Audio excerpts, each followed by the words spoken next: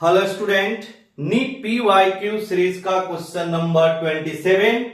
यहां एक डायग्राम दिया हुआ है और नीचे क्वेश्चन लिखा हुआ है, in the above diagram a strong bar magnet is moving towards solenoid 2 from solenoid 1 full stop. The direction of induced current in solenoid 1 and that in solenoid 2 respectively are through the directions. और यहां पे चार option दिया गया है और ये जो क्वेश्चन है वो नीट 2024 में आया हुआ क्वेश्चन है।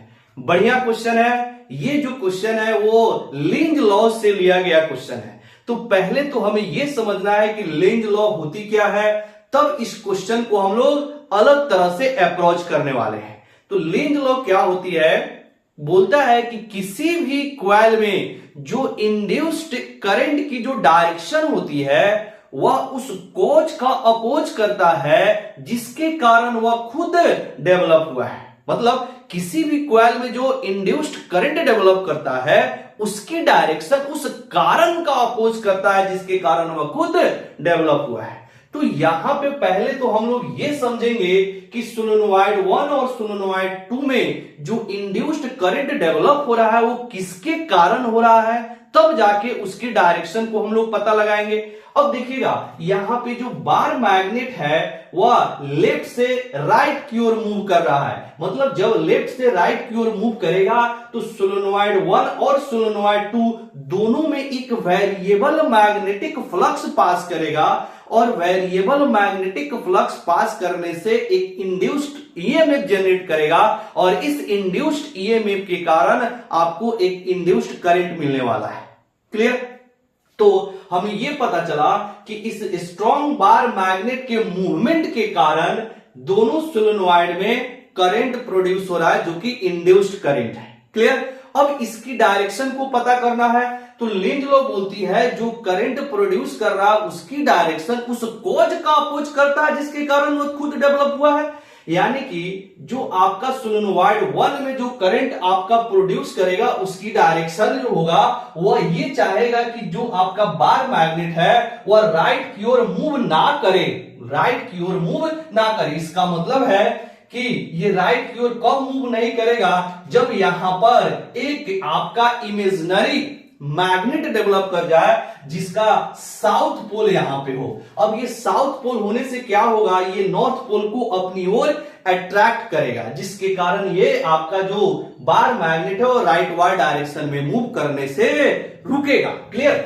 अब यहां पे सेम जब सोलेनॉइड 2 की बारी आएगी तो सोलेनॉइड 2 में भी आपका यहां पे एक इमेजिनरी मैग्नेट डेवलप होगा जो यहां पे साउथ पोल उसका होगा, क्योंकि इस साउथ पोल को रिपेल करेगा, ये इधर जा रहा है जिसके कारण इसमें इंड्यूस्ड ईएमएफ प्रोड्यूस हुआ था तो ये रोकेगा। मतलब दोनों ही सोलेनॉइड में जो अगर आप इस साइड से देखें तो यहां पे साउथ पोल डेवलप किया है।